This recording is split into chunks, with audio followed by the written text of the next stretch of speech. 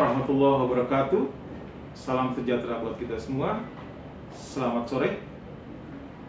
Perkenalkan, nama saya Dr. Irbajaya SPMSI, salah satu staf mengajar pada program studi Agroteknologi Fakultas Pertanian Universitas Musamus Merauke. Izinkan kami menyampaikan deskripsi mata kuliah yang saya ampuh pada program studi agroteknologi. Berdasarkan keahlian keilmuan saya diminta untuk mengajar pada rumpun pengembangan sumber daya lahan dan lingkungan. Semester ini, saya diminta untuk mengajar dasar-dasar ilmu tanah. Mata kuliah ini merupakan mata kuliah wajib bagi mahasiswa agroteknologi yang disajikan pada semester 1 dengan bobot SKS 3 SKS, di mana 2 SKS adalah proses pembelajaran di kelas atau tatap muka dan 1 SKS adalah praktikum. Secara umum, capaian yang akan dicapai pada mata kuliah dasar-dasar ilmu tanah ini adalah memberikan pengetahuan dasar tentang ilmu tanah kepada mahasiswa sebagai calon sarjana pertanian yang memiliki kompetensi dasar di bidang agroteknologi. Pencapaian yang akan dicapai oleh mahasiswa yaitu pertama adalah mahasiswa mampu menjelaskan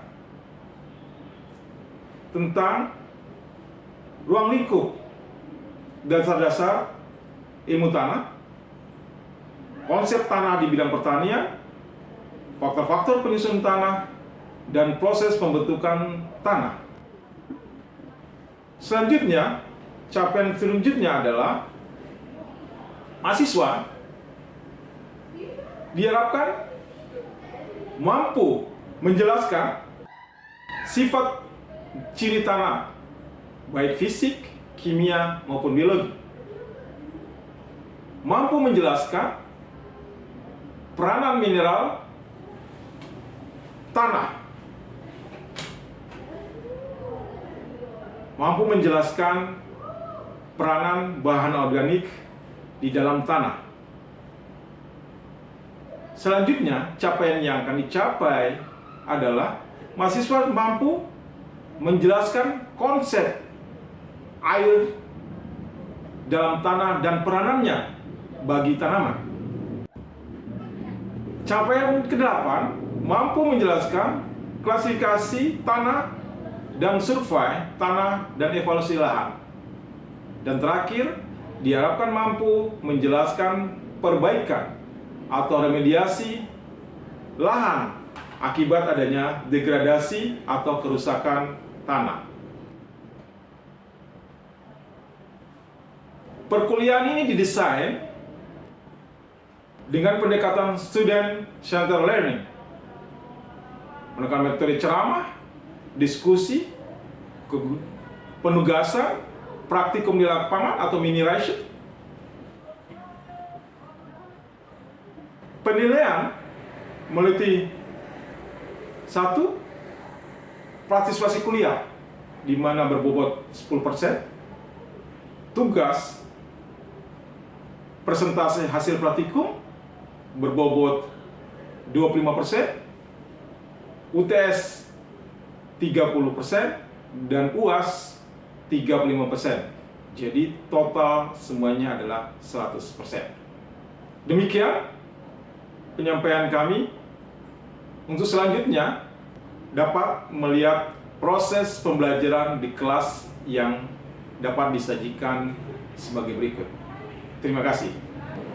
Ya. Assalamualaikum warahmatullahi wabarakatuh. Selamat pagi semuanya. Hari ini mau mulai pembelajaran untuk mata kuliah tanah, dasar-dasar tanah. Jadi saya berharap kita semuanya bisa menyimak pembelajaran ini dengan baik dan bersama.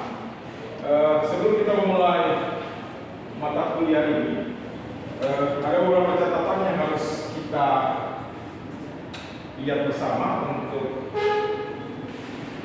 kuliah ini. Diharapkan dari pembelajaran ini kita bisa mengerti tentang gambaran umum, ya, ilmu tanah itu apa.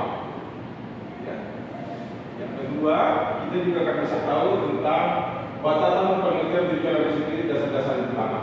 Ini penting saya sampaikan kepada semuanya untuk menjadi dasar bahwa capaian dari mata kuliah ini untuk pertemuan pertama ini, ya, kita akan mendapat informasi tentang ini. Selanjutnya kita akan coba masuk ke poin pertama, yaitu pendahuluan.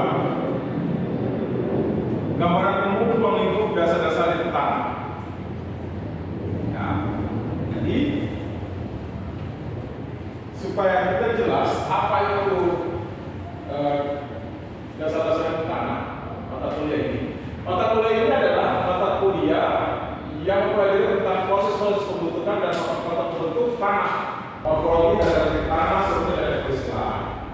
Ini untuk mahasiswa. Kedua, prinsip-prinsip dan dasar tentang yang akan menjadi dasar melakukan penetrasi dan tugas akhir. Jadi mata kuliah ini nanti dipakai sebagai dasar untuk pada saat penyusunan tugas akhir atau skripsi, bisa dipakai untuk jadi bahan skripsi. Karena di dalam mata kuliah kita belajar tentang dasar-dasar tanah, mulai struktur tanah, seperti kimia, biologi, tanah, serta mahasiswa. Kita akan belajar seperti tanah. Jadi mata kuliah ini kita akan belajar. Nah, sebelum kita lanjut lebih jauh tentang mata kuliah ini, ada beberapa catatan yang harus kita ingat bahwa mahasiswa diharapkan dapat menyimak, ya, dengan baik pelajaran ini, ya. Tapi jangan ini ya, jangan merasa bahwa itu menjadi beban buat kalian. Nah, ini mata kuliah dasar yang harus kalian pahami sebagai mahasiswa atau teknologi. Kalau kalian paham dasar-dasar ilmu tanah, selanjutnya ada kuliah berikutnya tentang pengembangan daerah rawa, misalnya survei dan pemetaan tanah dan sebagainya yang menjadi mata kuliah lanjutan dari mata kuliah ini sebagai acuan, dasar-dasar ilmu tanah sebagai acuan.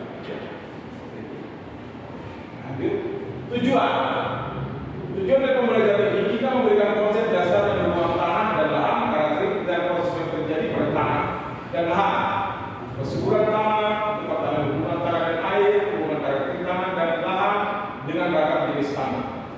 Materi yang dibahas mengenai jenis tanah, sifat tanah, kesuburan tanah yang dalam membahas unsur lahan, pemupukan, pengapuran. Selain itu dibahas juga mengenai hubungan air tanah, hidrometeorologi tanah, evaluasi lahan, serta tanah dan kualitas lahan, kualitas lingkungan hidup. Hasil yang diharapkan mahasiswa dapat berdasarkan pengertian dan proses yang terjadi di dalam tanah sehingga dapat berproduksi dengan baik, dengan lebih baik secara berkelanjutan. Jadi kata kunci dari tujuan ini adalah ini: mahasiswa dapat menjelaskan dengan baik proses yang terjadi dalam tanah. Proses yang terjadi dalam tanah. Mengapa kita harus belajar ini? Mengapa kita harus belajar dasar-dasar ilmu tanah yang diberikan untuk mahasiswa agrotek? Yang pertama adalah, ya, tanah adalah media tumbuh tanaman dan tempat hidup ya, tempat hidup jasad hidup tanah, ya, baik makro maupun mikro. Kita tahu bahwa di tanah itu ada unsur mikro itu kecil, ya, makro itu besar itu mikro itu kecil, makro yang besar itu berupa apa misalnya? Contoh, ada yang tahu makro apa? Yang di dalam tanah, makro ini, cacing misalnya, ya. Ada mikro, ya, mikro yang kecil, ya, yang membantu proses, ya, bakteri, ya. Tanaman tumbuh karena ada interaksi antara tanah dan tanaman. Ada interaksi antara tanah dan tanaman, ya, seperti itu. Kalau tidak tanah, tanaman bisa tumbuh juga lebih baik dari cara hidroponik, ya. Tetapi intinya, ya, intinya tanah sebagai tempat untuk tumbuh. Ada interaksi antara tanah dengan tanaman, tumbuhan, ya. Tanah hidup, dia tanah tumbuh, ya, tanah tumbuh untuk tanaman. Akan tanaman melihara dan air di dalam tanah. Tanaman akan tumbuh dengan baik apabila tanaman mempunyai sifat fisik, kimia, dan biologi yang sesuai dengan kebutuhan tanaman. Ya, sesuai dengan kebutuhan tanaman.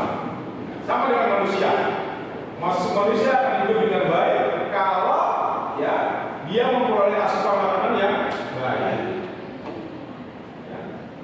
Misalnya saja, kita mau manusia supaya itu segar, bagus, dia perlu tempat sehat, makanan tempat sehat di masa sama dengan tumbuhan. Tanaman juga seperti itu, ya. Nah, sama seperti itu. Dia memerlukan unsur hara, makro maupun mikro. Ya. Unsur hara makro itu akan kita belajar lebih lanjut di pertemuan berikutnya. Tapi intinya unsur hara makro itu unsur hara yang banyak dibutuhkan oleh tanaman. Contohnya unsur hara urea, N, ya, nitrogen, P, fosfor, ya, ya, K, kalium, ada Ca, kalsium, ya, NPK. Itu unsur hara utama. Ada unsur mikro, natrium, ya, NaCl misalnya. Untuk yang dipelajari untuk pengaruhnya, pertama adalah kajian biologis. Ya, ini kita mempelajari tanah, kita akan melihat pada kajian biologisnya. Misalnya kita lihat di kajian biologis. Kajian biologis itu kajian terhadap tanah berdasarkan dinamika dan evolusi tanah secara alami atau berdasarkan pengetahuan alam murni, ya. Jadi pedologi seperti itu mengkaji tanah berdasarkan dinamika dan evolusi tanah secara alamiah atau berdasarkan pengetahuan alam murni. Kajian ini meliputi fisika tanah, kimia tanah, ya. Ada biologi tanah, ada morfologi tanah, ada alat survei pemetaan, analisis peternakan dan ilmu tanah.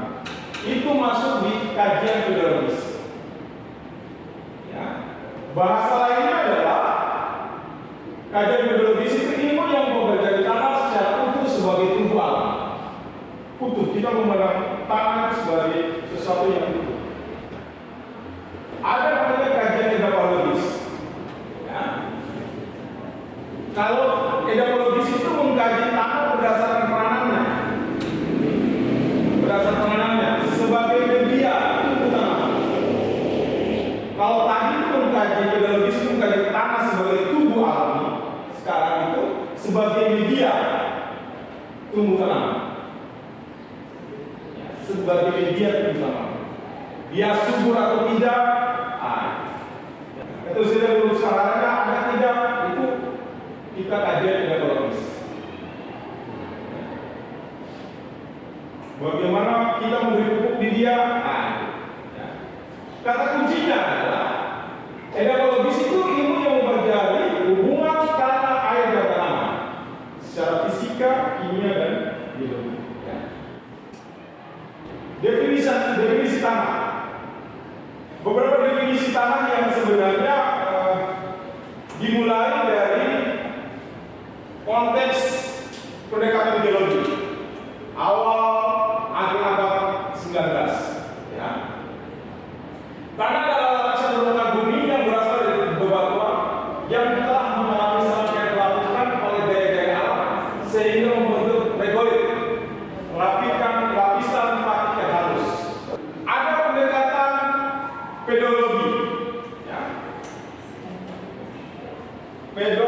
logi. Itu pendekatan ya, yang mengatakan tanah adalah bahan padat mineral organik yang terletak di permukaan bumi yang telah dan sedang serta terus mengalami perubahan. Ingat, yang telah sedang dan terus mengalami perubahan. Itu tanah. Karena dipengaruhi oleh apa? Dipengaruhi oleh bahan itu, iklim, organisme, topografi dan laut. Perubahan itu terus menerus, perubahan terus menerus itu pengembangan geologi, oleh Dr. Jeff 1870 itu dia menyatakan seperti itu. Tanah adalah barang mineral atau organik yang terletak di permukaan bumi yang telah dan sedang telah berarti sudah terlaksana, sudah terjadi. Sedang berarti sedang berproses, perubahan. Tetap terus mengalami perubahan. Jadi karena dia sudah jadi, sudah berproses, sedang berubah. Terus, ini dia perubahan terus. Karena dipengaruhi apa? Oleh iklim, cuaca, panas, hujan, bahan hidupnya, misalnya bahan hidupnya apa? Dari batuan, apa? Topografinya, misalnya topografinya apa? Contoh kalau kita topografi di Merauke ini adalah topografi datar, sampai bergelombang, sampai ke daerah pedalaman, daerah Muti, sampai ke atas, sampai ke Kabupaten Mekaran, Bogor. Nah, itu kondisi topografi. Waktu, sama, waktu, Pertama itu ada bebatuan karena ada proses pelapukan, pertama dia akan hancur, tumbuh lumut, mendahulu lumut, terjadi proses pelapukan sampai akhirnya terjadi. Proses ini memakan waktu yang bukan cepat, lama, beratus-ratus tahun, seperti itu. Ada pendekatan yang berbeda dalam pendekatan pedagogis oleh George dari Inggris, bahan tanah, kata dapat berarti bahan tanah yang subur, tanah yang menjadi utama. Nah, setelah kita mendapatkan informasi tadi, beberapa definisi tadi, definisi umum dari tanah itu seperti ini sebenarnya. Tanah adalah lapisan permukaan bumi yang secara fisik berfungsi sebagai tempat tumbuh dan berkembangnya perakaran, penopang tergantung tanaman dan menyuplai kebutuhan air dan udara. Kalau kita lihat fisik sebagai tempat tumbuh dan perakaran tanaman ini, kalau ini tanaman, pohon, tanaman, ini tanah.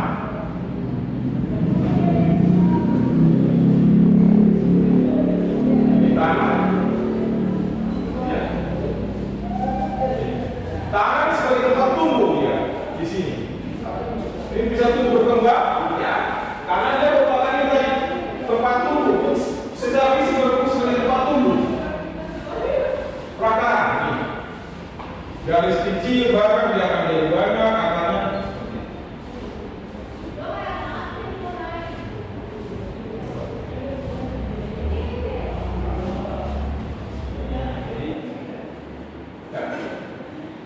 Kimia berfungsi sebagai gudang penyelenggaraan nutrisi. Nah, tanah ini selain dia menopang ini supaya dia kokoh tumbuh kuat, ini ada unsur lain di sini. Ada unsur N, ada unsur P, ada unsur K, Ca, Na, Mg, macam seperti ini. Ada unsur makronya, bisa lihat lagi NPK. Mikro CHOM kakor CA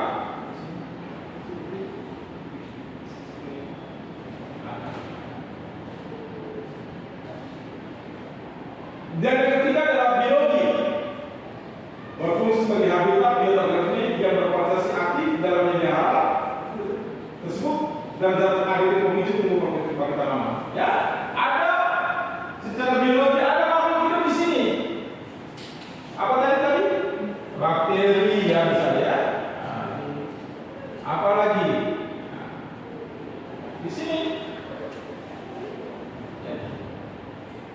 Misalnya yang N, ya, azotobakter misalnya, ya, yang memfiksasi N juga seperti itu.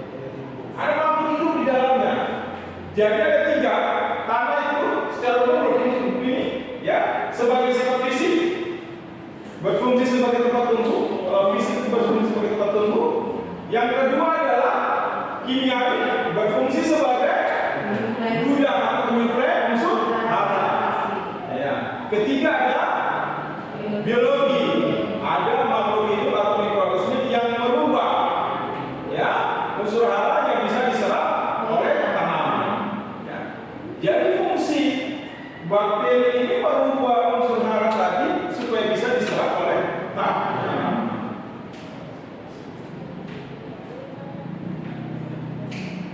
Jadi ketiga ini tanah itu, ya, tanah itu dari secara fisik, kimia, biologi, ya, itu secara simultan bersamaan membantu pertumbuhan tanaman, ya, sehingga menghasilkan produk yang baik. Ada tiga kata kunci dari tanah, ya, secara fisika, secara kimia, secara biologi. What is the function of soil? Apa fungsi dari tanah? Saya kurang video tempat tumbuh tanaman. Rasanya tempat berulang, ya, sistem lebih. Animal home, tempat tumbuh makhluk hidup, ya, animal atau binatang atau tadi secara biologi itu. Yang tadi kita bicara tentang bakteri, ya. Engineering radio sebagai tempat mesin pembuat, ya. Sistem overall suplai air di sini sebagai suplai air. Jadi air yang turun, ya, air yang turun dari curah hujan, ya, masuk ke dalam tanah melalui proses infiltrasi masuk ke dalam tanah. Air itu, ya, ditahan oleh akar, ya, itu dia akan melarutkan unsur hara yang ada di dalam tanah yang bisa diserap oleh tanaman melalui proses osmosis dan distribusi. Ya. Dua pemahaman penting tentang tadi. Satu, tempat tanah sebagai tempat tumbuh, kesimpulan kita lihat. Tanah sebagai tempat tumbuh dan penyakit terutama. Tanah juga berfungsi sebagai pelindung tanaman dari serangan hama, penyakit dan dapat diri pestisida maupun industri berbahaya. Peranan tanah dalam kehidupan manusia.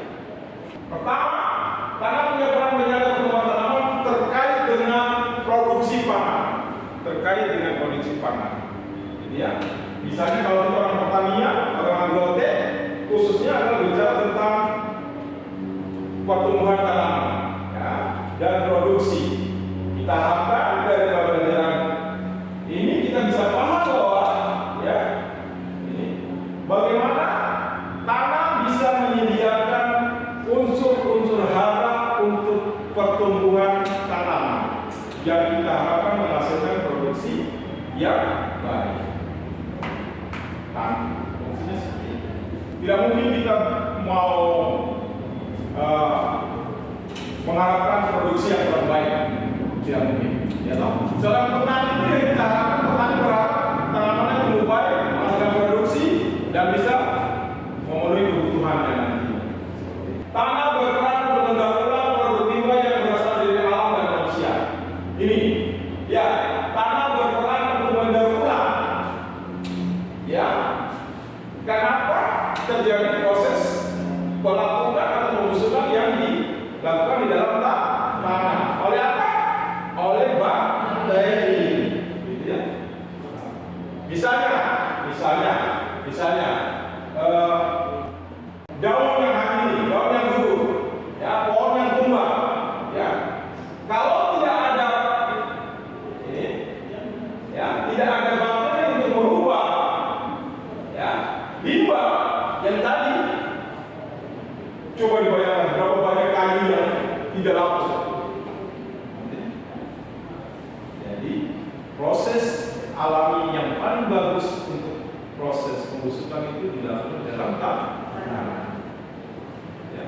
Tetapi ingat, tanah yang bagaimana? Itu harus hati-hati, tanah yang bagaimana?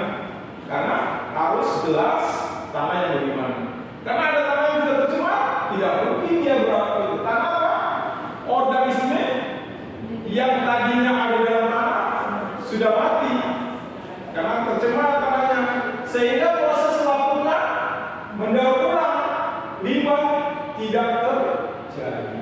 Yang ketiga, tanah menjadi habitat untuk berbagai macam organisme dan sebagai pengendali aliran air. Yang tadi, ya, pengendali aliran air. Coba bayangkan kalau tanah itu tanpa ada pohon atau ada tanaman, kalau hujan pasti akan apa? Terkikis, ya toh, terjadi banjir, erosi, ya toh. Ini pengendali ini tempat hidup organisme dia di dalam sini, di dalam tanah ini tempat hidup organisme yang baik. Dia membuat tadi sisa-sisa bahan makanan, kotoran ternak, kotoran manusia, ya, dahan atau kayu yang laput, yang jatuh ke tanah ini urai oleh bakteri. Hubungan konservasi tanah dan biologi. Ya. Ada biologi. Ya. Sampai di sini ada pertanyaan.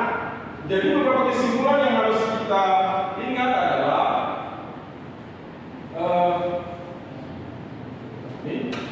kita ingat bahwa kita belajar ilmu tanah, ya.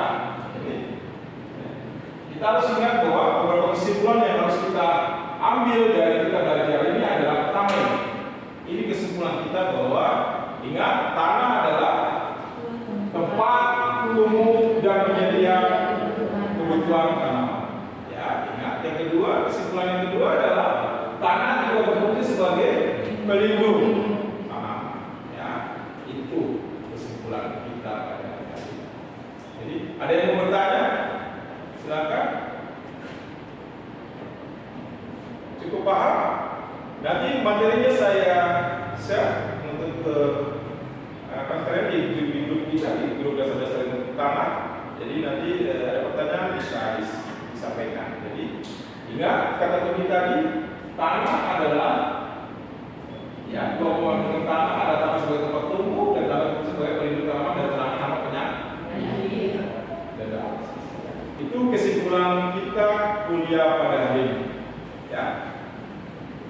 Terima kasih. Mungkin ada pertanyaan. Kalau tidak ada pertanyaan, Bapak akan coba bertanya satu-satu. Bisa, Mas, Mbak, tanah adalah apa? Bisa, tanah adalah? Tadi orang bertanya memandang tanah adalah sebagai tempat tumbuh dan penyedia kebutuhan unsur hara bagi tanah. Oke, ya. Jadi tanah adalah tempat tumbuh dan sebagai penyedia unsur hara bagi tanah. Itu kata kuncinya saja. Ya, orang bertanya itu. Karena apa? Tempat tumbuh dan penyedia unsur hara yang diharapkan untuk menghasilkan produksi yang baik, yang maksimal. Ya, oke. Selamat pagi semuanya. Terima kasih. Assalamualaikum warahmatullahi wabarakatuh.